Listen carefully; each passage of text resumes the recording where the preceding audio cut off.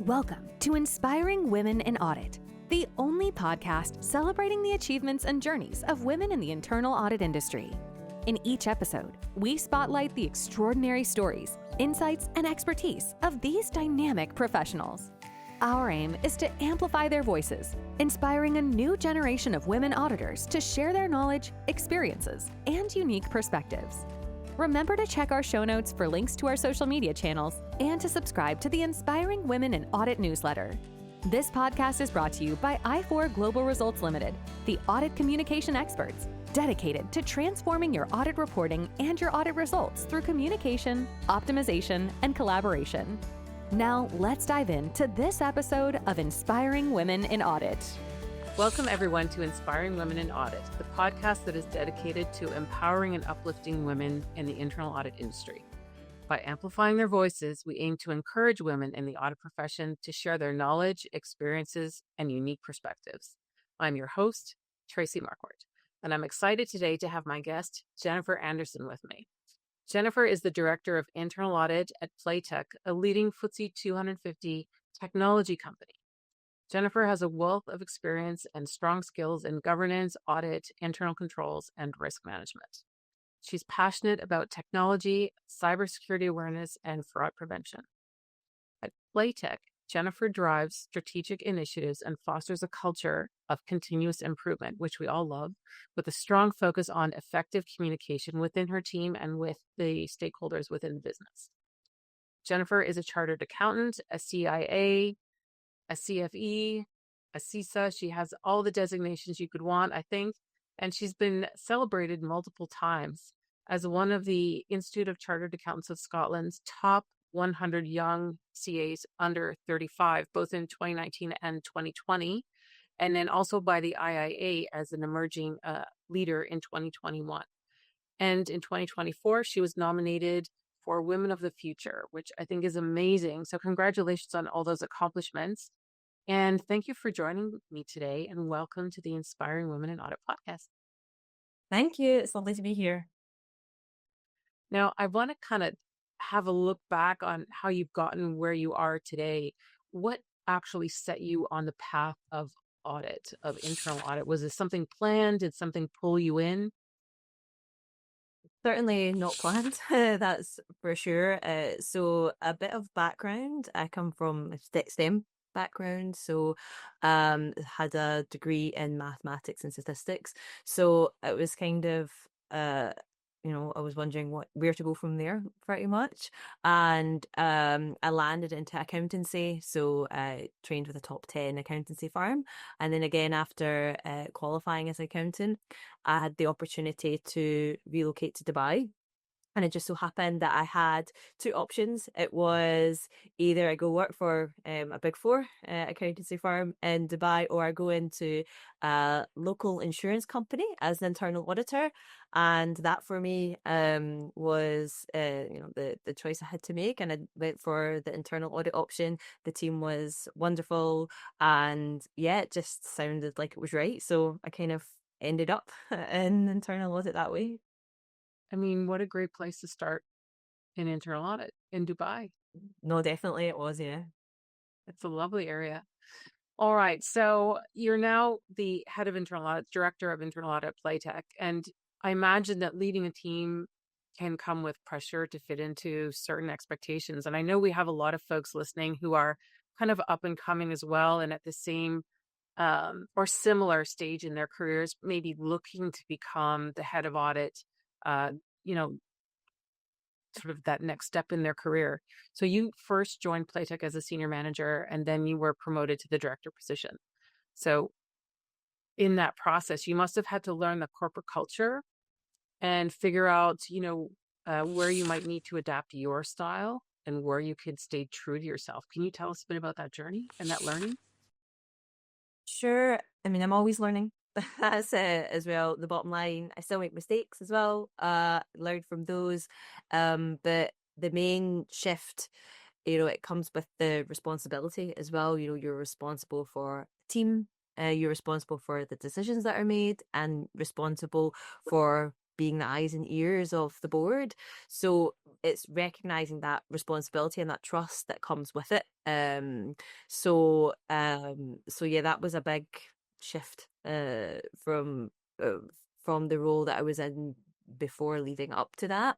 So what I would say is, for me, and what I always almost hold true to myself there, is leading by example. So I still, like to understand what goes on in the business and to be able to communicate that as best as possible. And being, I'm still quite a technical auditor by background, and that should never leave you as well. And it shouldn't be taken, for granted at that level. So for me, there are a couple of the things that definitely have helped me to learn this position a lot more and be ready for the one that I'm in at the moment. And as well, the one thing that we've spoken about before, it's communication. It's learning how to communicate across all levels now. So now you're in front of maybe a board, maybe owners, maybe managers at that senior level. So it's getting the messaging right. So they don't want to hear that you had 10 findings of this nature in this area. They want to hear, what are the outcomes? How are we going to resolve these things? And how do they impact the business and where we're going? Whereas now you also have to communicate and lead your team, who do need to know those details, and also the management that the process impacts. So having that spread of communication as well, it just gets wider and wider. And then as well, trying to prioritize and manage your time as well, because now you have more things on your plate. And there's a balance, it's almost like the project management balance between your time, quality, and resourcing. So you have to manage those things an awful lot better than you probably did in the past, and set your own priorities, because one of the things as well that you don't really think about, but whenever you are leading the audit function, generally there's nobody above you or that you report to that knows what you do. So you have to be very self-motivated, very disciplined, to navigate through those waters, and try and translate. That's why it's quite important to be able to do that. I know there's also, professionals like cybersecurity professionals face the same dilemma. You're very technical and very skilled in what you do, but then you have to communicate that to people that don't necessarily know, and they look at it from this high level. So there are a few things, a mixed bag of different things that have helped me to understand, the next level of the journey. And like I say, I'm still learning, definitely, and I don't think that'll ever change. And that's another thing as well that I think definitely gives you an edge. So can I dig in just a little bit? When you move from the senior position into the director position, how did you go about adjusting or building the relationships with the C-suite, the board, the audit committee? So for me, how it helped was just to speak to them, sit down with the senior management, understand them from a personal level as well as a professional level, because they every day they don't think about the risks of the business necessarily in the same way that you do. They're worried about going out there, getting money for the business, hitting the commercial targets, and really their staff, their processes. So audit and these types of things are the last thing on their mind. So it's trying to get into their perspectives.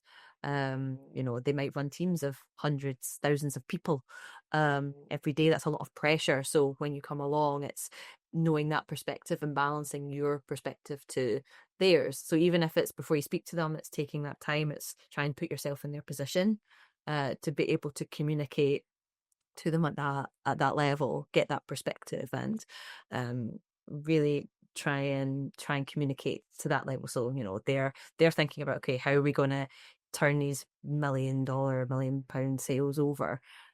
So it's trying to feel, okay, they're under a lot of pressure, under lots of stress. So how can I, add value to their process, if they're their priorities, and then as well, like I mentioned, getting to know them as people, because that's what organizations are. They're just bunches of humans. So as well, trying to connect on that level too, because we've had COVID, we've had crises. We have them almost as sometimes feels like every day. So you don't know how that other person feels when they come to work, as well. So again, that kind of goes into the personal bucket, but yeah, those sorts of elements have really helped me, and also over communicating. So depending on the hierarchy of where the audit results are going to go, it's making sure that as best as possible, and sometimes I don't always get it right. Sometimes I learn from the experience, but it's going through all of those levels, making sure everyone knows, so that when you're kind of communicating results as well at the more top level, everyone's aware, everyone knows, and they're like, this is how we're going to move on from there. This is how we go on together to make the processes more enhanced, to make the business more successful, realize efficiencies, not audit everywhere to death, but audit it once, and that's more than enough. So yeah, a breadth of those things.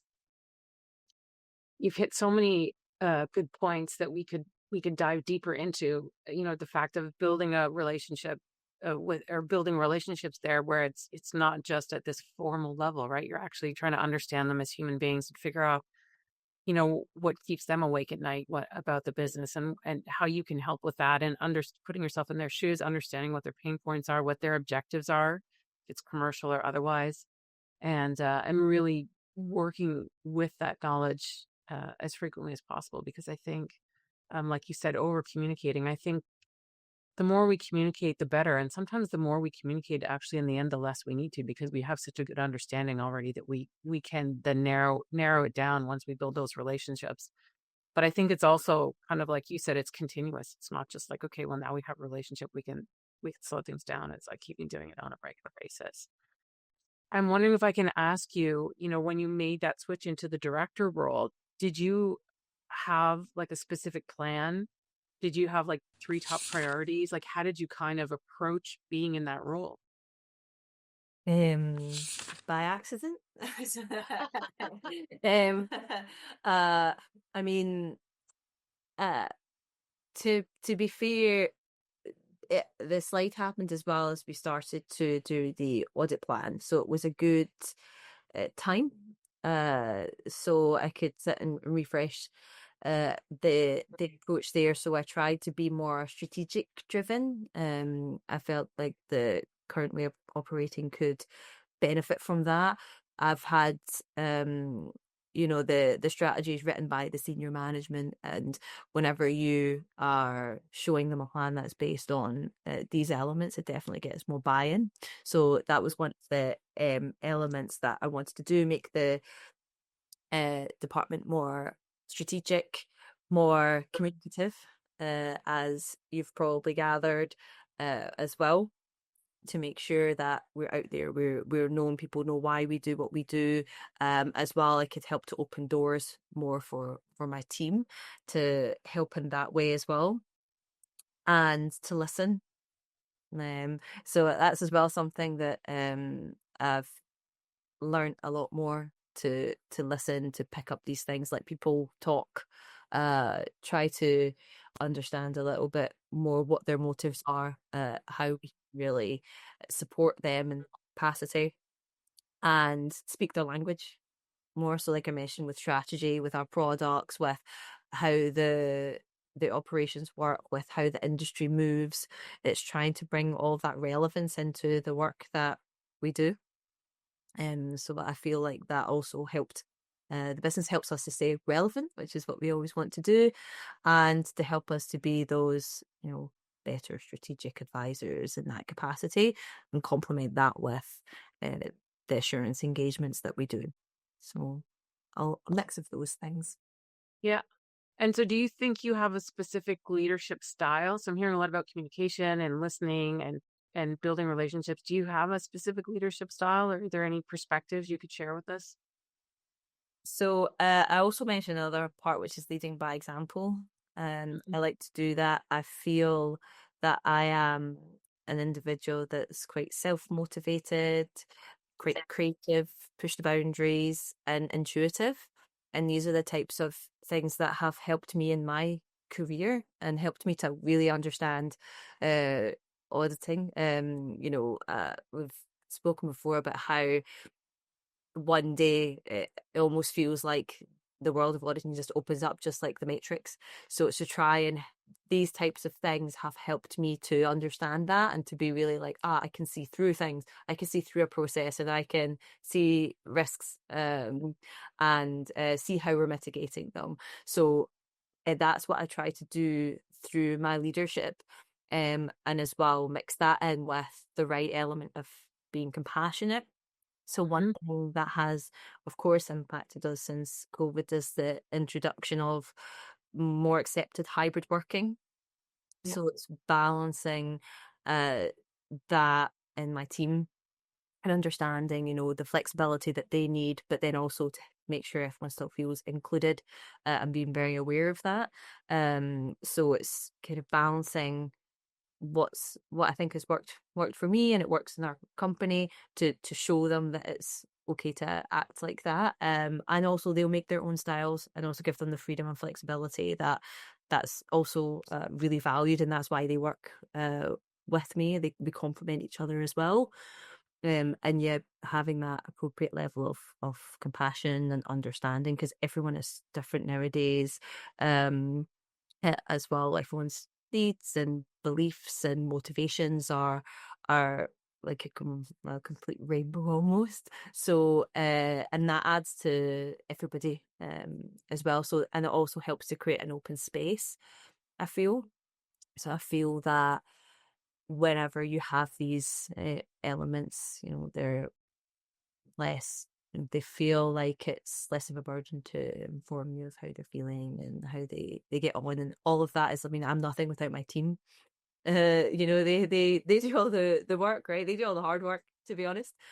So by combining all of these elements, that's hopefully creating that kind of, I know it's a bit overused, but that kind of safe space for them to help to do that. And also I give my team space to change parts of the process they don't like. If they don't like our reporting templates, which has happened recently, then okay, go on, you go, tell me what you want, tell me what works for you guys. And then, of course, as long as it's in line with the standards and the expectations of the company, which generally, I mean, we all set our own expectations as well. Like I said, we all work a bit rogue sometimes. So yeah. And then they know they can be creative, they know they can be innovative, they can take things, and it empowers them as well. I want them to feel like that, so that they're really involved in the process. And I do the same with stakeholders as well. We ask for feedback. So we've really promoted that, even though it could be kind of overrated. But the fact that they respond, I also feel like is quite positive, because generally as well, it can go two ways, right? And we're really good at implementing that into our process when it's reasonable, and then also we can share back with the stakeholders as well. So what I apply with my team, I do with the wider stakeholders too. And then whenever they see that we're taking their feedback on board, they're involved in our process as well. So we get that buy-in, which is always good. I think it's amazing because, and when they're responding, they're paying attention and they respect what it is that you're trying to do. It's when you don't hear back from them that you're wondering, are they even reading the reports? Do they know we're here? How is the role defined or perceived between, internal audit and the rest of the business? So I think when they're responding to you and they're having those conversations with you, it's a real sign of success. It doesn't mean everything's perfect, but it's a real sign of success that there's an open conversation.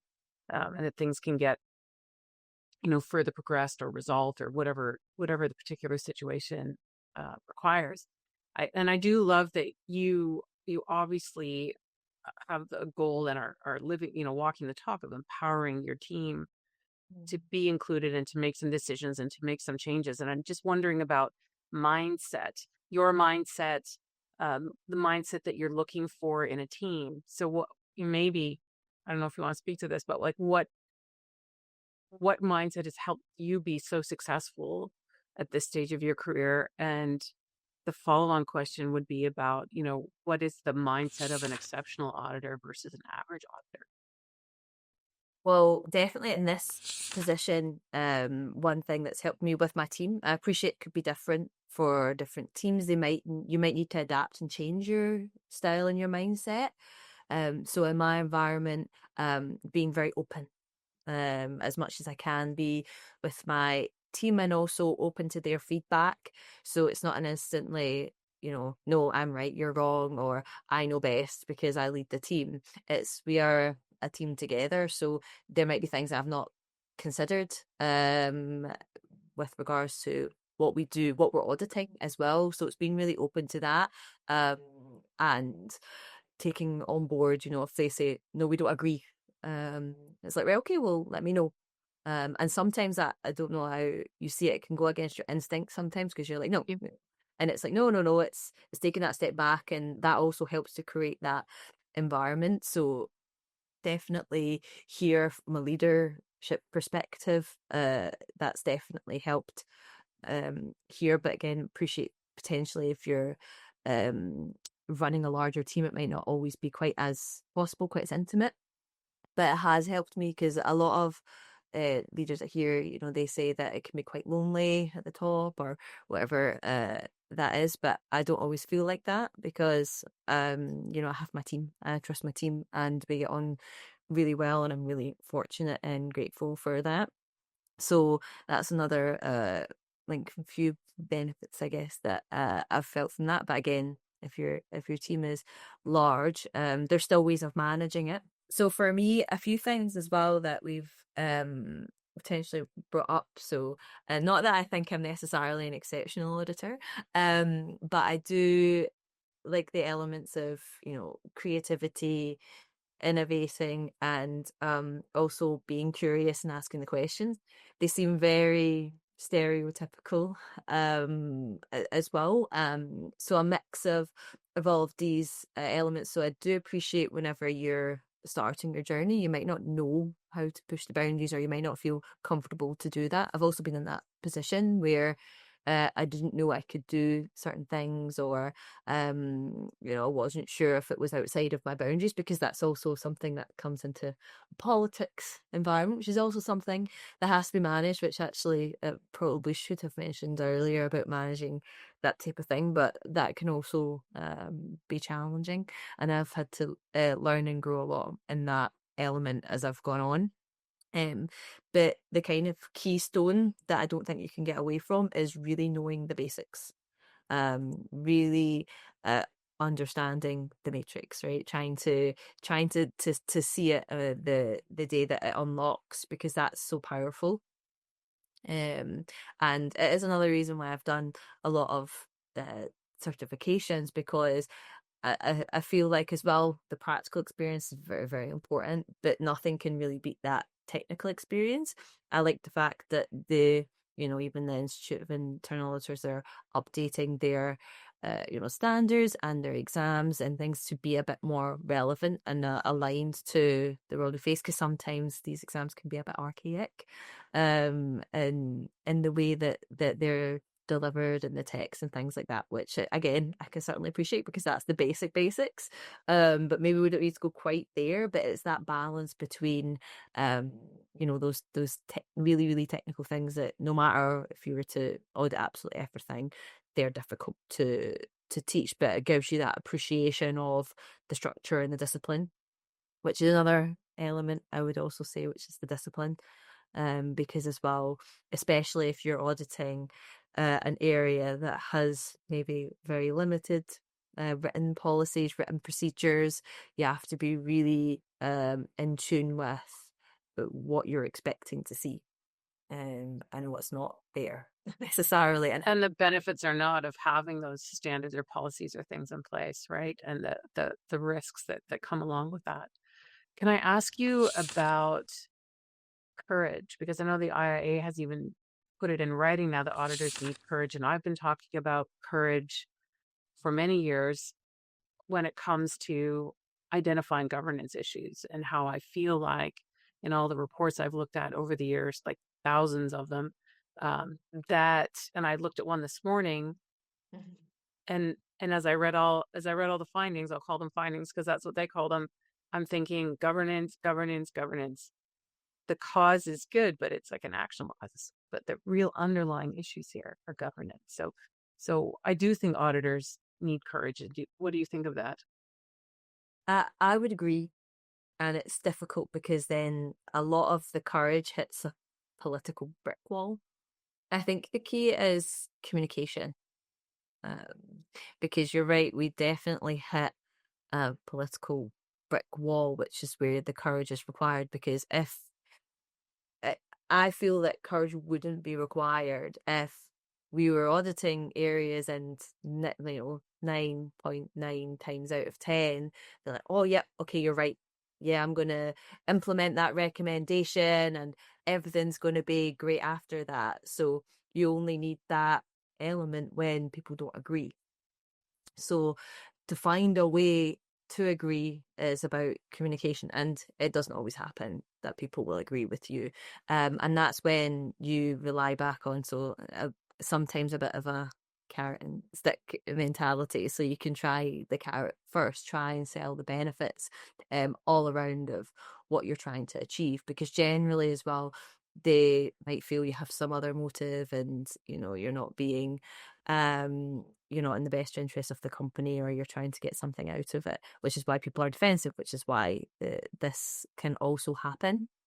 So trying to communicate the benefits, really, really trying to sell it, generally can certainly help to give you extra courage, and also sticking to the facts. Right? So generally you have the facts there, so they can't be denied, but it's the interpretation that you have to communicate. I mean, I just feel like we're talking apples and apples. I talk about this all the time in my training. If I had €1 for every time an auditor said to me, I've told them the facts, but they still disagree, because it's not about the facts themselves necessarily in most environments. Yeah. It's about the interpretation of those Yeah. facts. And this is why I talk about being able to explain risks well, because Yeah. and you said benefits, because it's also both. I mean, I know we document risks more than benefits, but we have ample opportunity to talk about benefits and all the different update meetings and the closing meetings and all those things. We should be explaining the benefits. This is what it can do. I talk about the transformed world. I mean, this is what, if we do this, if you do this, like, let's agree on it and you get it done, this is what the world can look like. And how much better is that going to be for everybody, your staff, the commercial results, whatever it is, So I feel like being able to help our stakeholders understand the potential impact is super key to getting things across the line. And you said the word selling, and I know there's going to be some people that hear that word and go, auditors don't sell, right? I can hear it from training I did in January. There's no way that particular group of auditors would agree that auditors sell, but I use the word market. It does, to me, again, semantics. It doesn't matter to me which word we use, but we have to present things in a way that they're going to get. And if we don't understand them, like you talked about earlier, is getting to know who they are as human beings and what are the concerns they have, or what are the pain points they have, what keeps them up at night. If we don't understand that, how are we going to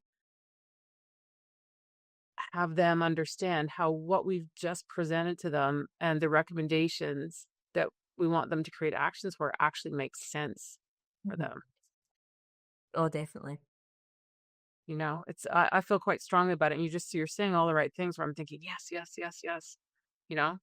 Yeah, and sometimes they need perspective as well, because they're so in. It's sometimes Right. difficult for us to go into their world whenever they're not as well, maybe in more middle management layer. They're so used to their operational process, they don't see where they fit into the entire picture of the whole company.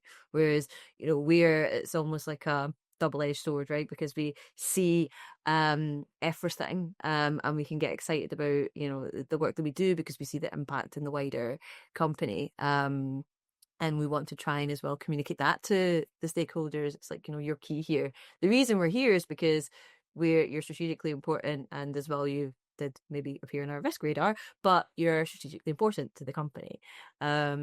So yeah, it also, I think, helps to communicate that and the importance of what they do in the wider company as well. Absolutely. And I think so when they see where they fit into the puzzle. But I'm also wondering about the perception of audit. So you've worked in audit in a couple of companies, a couple of different companies. Um, in your experience, do the stakeholders within the business, do they see audit as more of a burden or as more of a value adding function? And have you had to do anything to influence that and to get them to see you as a value added function? It definitely depends. I've often found, again, hopefully not another stereotype, but the in using the three lines model to conceptualize, those parties in the second line are generally more open because they also know where problems are, and they think that maybe you can help because you have a direct line to the board, right? So they can see the value in trying to communicate messages to yourself. So if you're looking at them or discussing with them, you often hear an awful lot more. Whereas when you travel more into the first line operations, because they're so engaged with what they're doing, rightly so, they're generally, earning the money for the business. You're technically cost money if you're in-sourced, or even if you're outsourced, where you're still you're still a cost to the business. So that value isn't very clear. So that theme, I think, is still there. And getting that first line to realize that they are, responsible, can also be challenging. And then, we've talked a little bit before about getting defensive, and but it's all about that perspective. It's like, you guys are the most important people in this company. The fact that I'm here also shows that, because I think you're important. But yeah, that they are some of the perceptions I've encountered, and it's been very similar across all companies and in the globe as well. But generally, I've found, I know other experience might be different, but the door always gets opened. So when you speak and communicate, the door gets open. It's just when you come through that sometimes when you can face challenges, or what questions you ask, that can tend to be the case. So it's you asked about how to kind of change that perception. So it's when you're through, it's not to take advantage of that. So it's fine. It's the balance between, the friendly kind of approach, we're here to help, but also we mean business.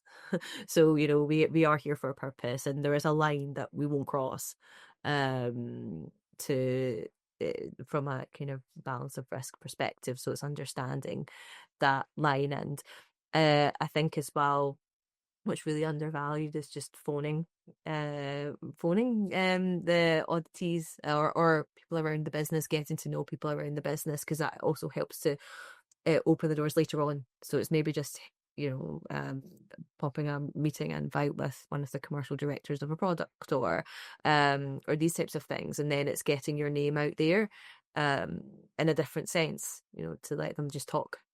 Everyone loves to talk about what they do. What are you up to? What's taking up all of your time? So it's getting comfortable, which I was always comfortable. I wasn't always comfortable having these conversations. Sometimes I'm not always in the mood to have the conversations. I've told my team that as well. Like, I'm not always as enthusiastic, but it's knowing what the outcome of the meeting will be, which is, I'll learn more things that will contribute to our risk assessment, and as well, knowing more people across the business, it just keeps the doors warm, or the stoves warm, for opening that door a bit later on. And as well, whenever you start to talk to all the management, whenever they bring up an audit, or they bring up your name, then that also helps from that perception thing. And I'll go back to what we mentioned before, which is showing the audit plan to everyone, showing how it was created. It relates to the strategy. We're here for the same thing. We're here for the same purpose, with the same goal. We just get there a different way.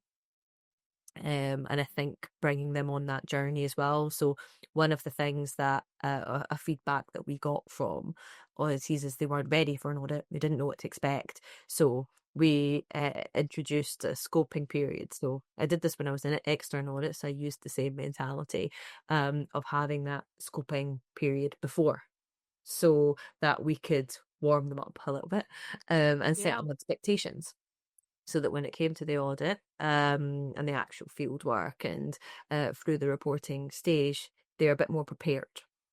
So that also helps because they can see we're being collaborative. We want what's best for the business. We want what's best for them and their process to make their life easier. And as well, they gave us feedback. We responded. We're showing you that we're trying to do everything that we can in our capacity anyway. So there are a few of the things that in practice have helped me to support the positive perception of the audit function, and as well. And nothing beats a smiley face as well, like coming in and having that positive attitude as well. So definitely that's the cherry on top of the cake, if you will. That's lovely. So it is about building those relationships. And if you do that pre-scoping, they get to know you too, so that when they actually go in and do the audit, they already have a relationship with you. That's something I talk a lot about with some of my audit teams as well, is, why wait until the first day of fieldwork to have an opening meeting? Yeah, exactly. Why not move it up? Get to know everybody, let them know what to expect. You're going to have interaction with them anyway in your planning phase, whatever phase label you want to put on the phase. You're going to have more interaction with them than, to be honest, they may have anticipated, because probably your announcement letter says, we may contact you before we do field work, but then you're always contacting them, say, oh, we need this, and you're having meetings. So why not just move up that opening meeting anyway?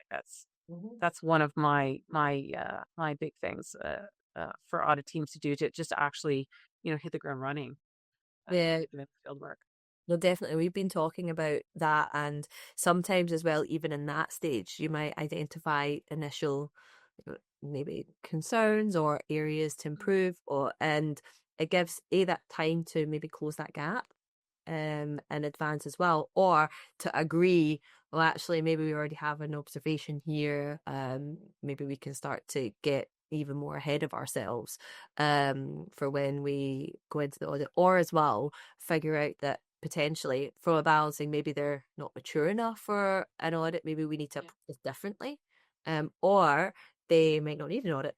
You might find out that they have other audits that you can rely on, or it's, when you go into it, it's either very well managed, very well controlled, or maybe you can do the scoping, then reflect on your audit plan to assess what risk might be higher based on what you saw and who you spoke to, and the attitude of the people as well that run the process. So definitely there's a lot more benefits to doing it a little bit earlier than you planned. Start the actual work itself. Well, since we're talking about, a little bit about scoping and planning and field work, well, what comes next is my favorite topic in the whole world, which is audit reporting.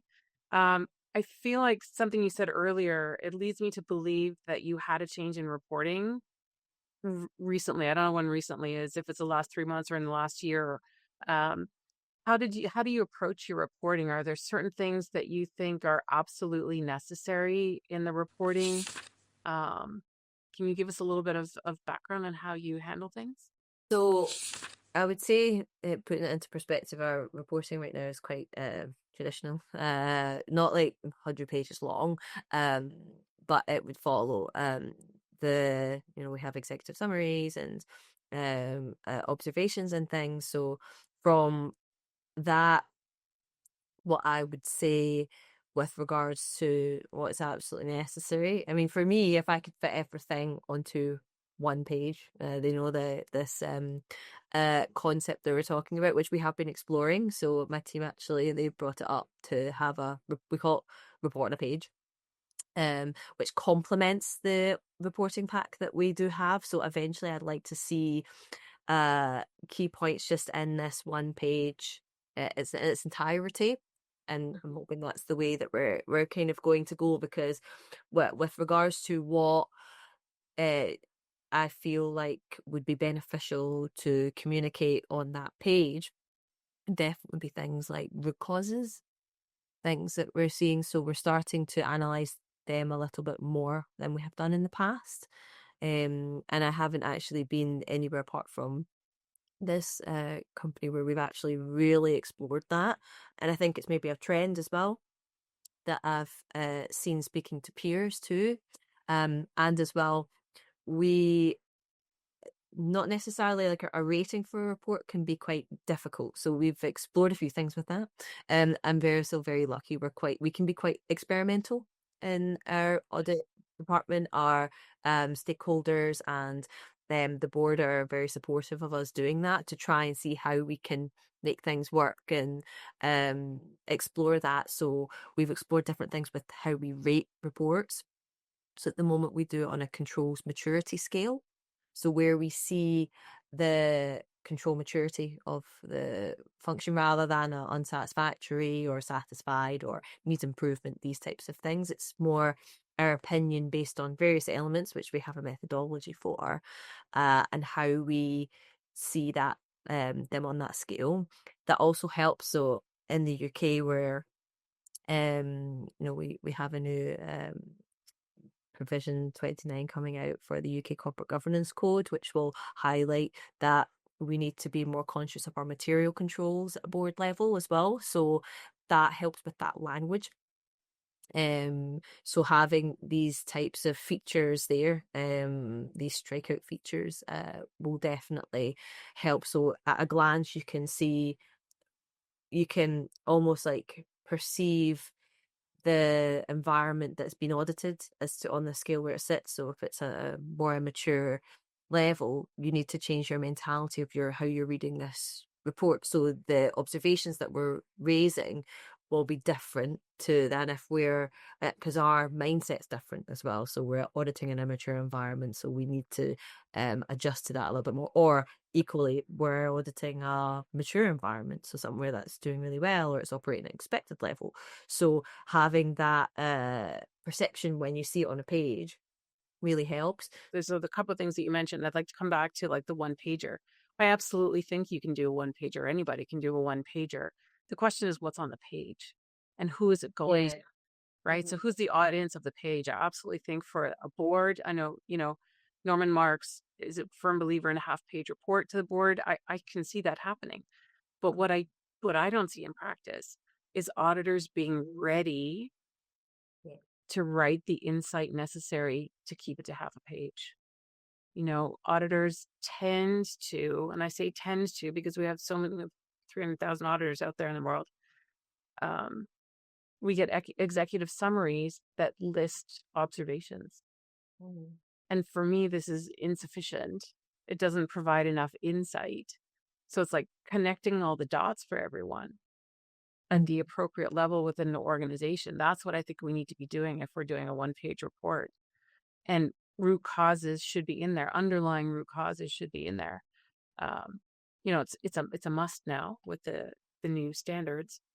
So there is a trend, but there's also a must. So audit teams really don't have much choice but to get comfortable identifying root causes. I just don't think we're there yet in practice. I think some teams are super good at it, but a lot of teams aren't there. They just aren't.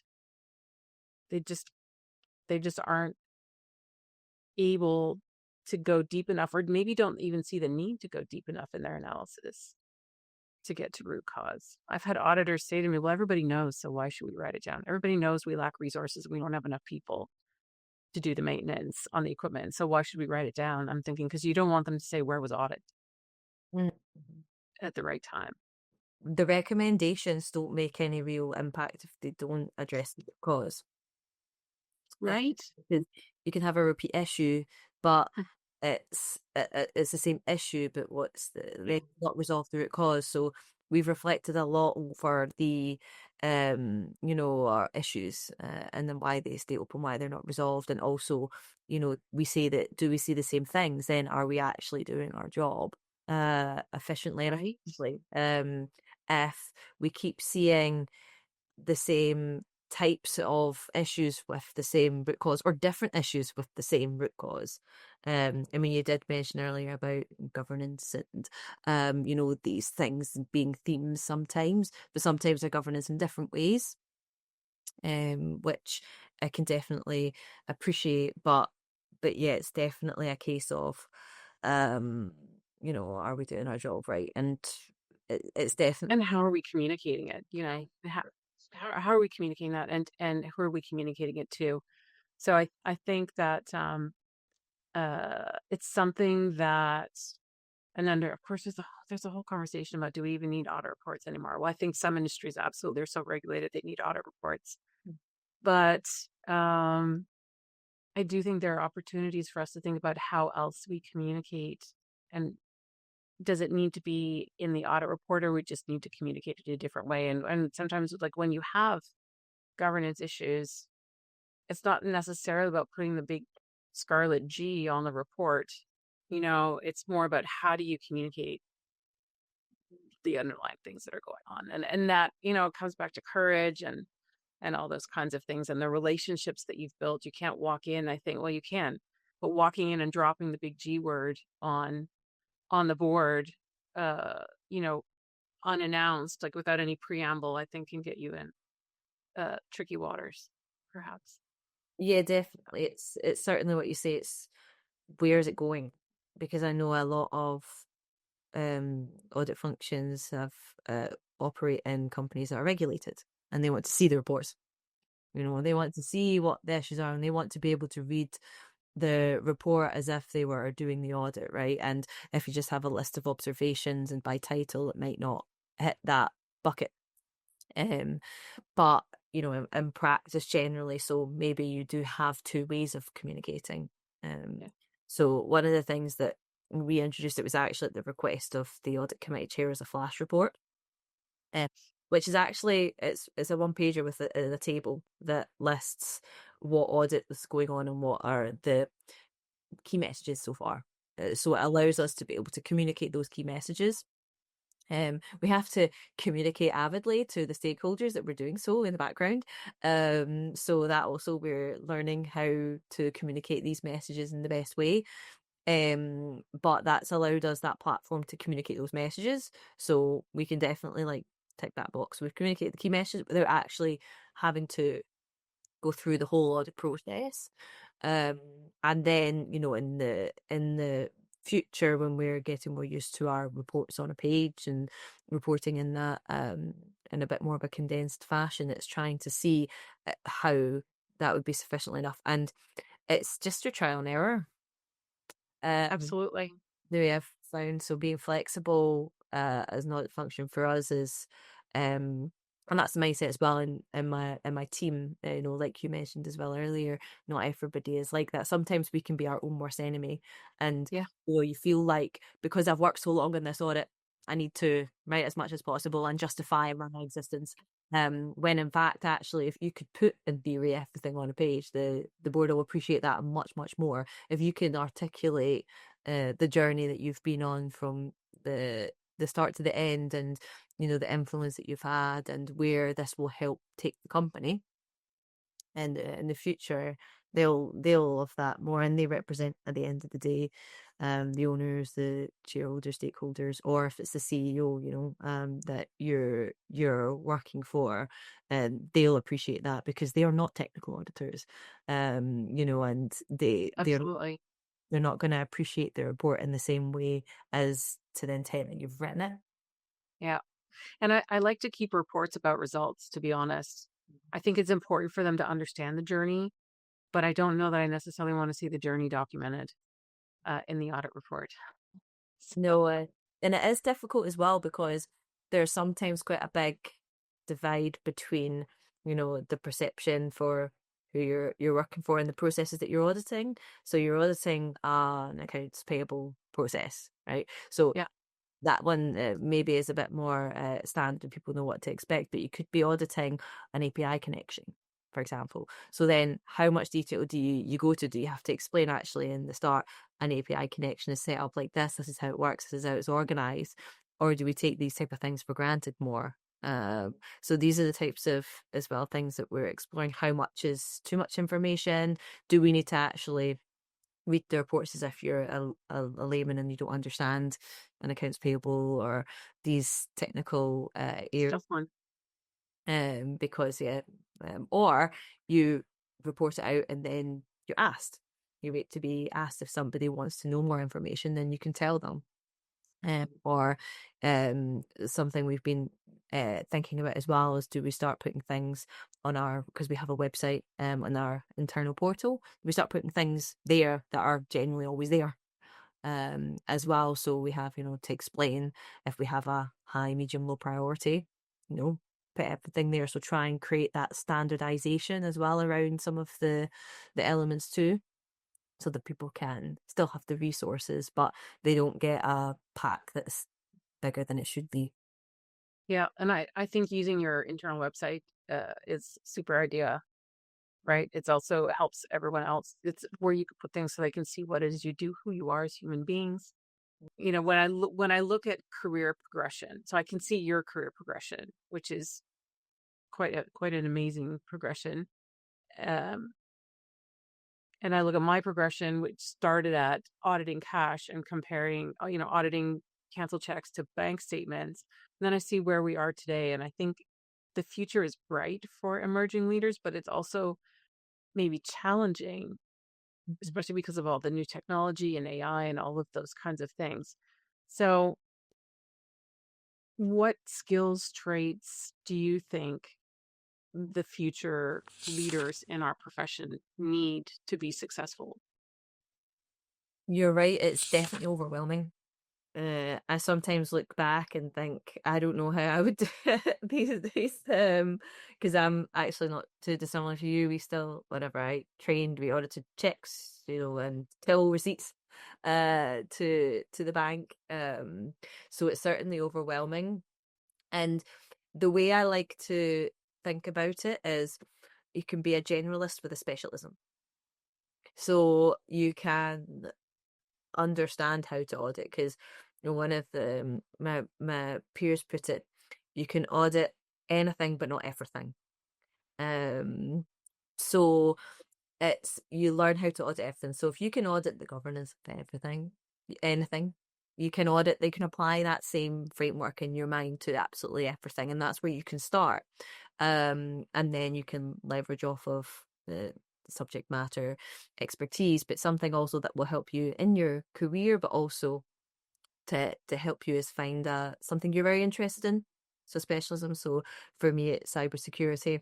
So I'm building my knowledge there. I'm not an expert. That's definitely not the case at the moment, but it will be. Yet, And that's it. So I know I can go anywhere and I can audit at that level, at that high level, and then it's making sure you have that foundations around you to be able to do that. But certainly speaking, getting your foundation set in place, getting relevant certifications, that's also helped me boost quite a lot. And it's really exciting because no one can take that certificate away from you. Once you've got it, you've earned it. It's yours, and that's how you can really demonstrate your knowledge as well. And there are a few things that I would definitely say have helped me, and looking for opportunities inside the company to network, to grow. There's always communities as well where you can learn from other people in the organization. So we've mentioned quite a few times about just talking to people, not being afraid to do that, because I know as well, we're a hybrid mentality. We can easily email, we can easily send instant messages. That's also become an awful lot more prevalent than whenever I was auditing. It was only just before COVID that we started even video calling rather than just phoning people. In that mentality. And I know some even of my team have only grown up in that environment. So as well, it's also helping your managers to manage you, telling them how how it is, how you work, how you operate, and then trying to find that happy medium. And hopefully, your manager creates that safe space for you to be able to communicate it that Yeah. way. Because while stigmas aren't the same as they maybe were in the past as well, people are more open and more understanding. There's more tools available as well to managers and peers alike to support them in that capacity. So definitely, and a lot of companies are more understanding too, than previous, because it's definitely been a difficult time. So certainly speaking, generalist with the specialism and all of these elements, and never give up the things we've mentioned before. Always being curious. That's also sometimes underrated. It's getting to those root causes, trying to understand, why things are happening the way they are, and then taking that back and communicating that back to the team, because they might know things you don't know, and that helps you to see the bigger picture. And another skill would definitely be prioritizing. Definitely trying to do that, because like we mentioned, our stakeholders they're doing a million things already, and Audit's just a tag on at the end. So learning how to be able to communicate that your tag on the end is quite important. Yeah. Has an influential impact. And definitely, which I do appreciate, comes with a bit more practice and being comfortable, but it's just being able to have informal conversations, the chat Yeah. or the banter, Yeah. as we would call it, because that for me as well, is actually becoming more and more of conversations, but that gets that trust across, which you can't buy, you can't write in a report, you can't prove factually accurate. It's something that definitely just becomes more and more of your job. The more you become manager, dealing with people, if that's the progression that you want to go in, it's definitely being able to understand that. And I would always say, if anyone gets the opportunity to travel as well, it definitely helps. Auditing in different countries, it's you can't put that into words. I feel like that adds years onto your experience, without you even knowing. And it is definitely very rewarding. So having these types of opportunities, really pushing yourself outside of your comfort zone, um, definitely they'll help as we progress, and hopefully I help. hear so many good words from you. So I mean, like communication and curiosity, and I want to throw in compassion, because we talked about being human beings and the ability to build relationships, having some technical skills, like whether it's data analytics or AI, having an area of audit that like really is your jam, like you just love it, whether it's sustainability or whether it's root causes or Yep. governance, cybersecurity, like whatever it is, it's just like focus on it and learn it and love it and share that with the people that you're working with and bring that to the organization that you're working with. That's awesome. All right, so looking at the future then, very often I ask my guests, what would you like your legacy to be? I feel like it's too early in your career to be asking you about your legacy, but we create impact every single day. So as you continue to grow in your career and in your personal life, like what do you hope people will say about the way you led, the way you mentored, the way you inspire others? Yeah, I guess you could probably put into concept, if you were, to leave an organization, what would people say about you if you weren't there? Potentially that can help me to conceptualize it a little bit.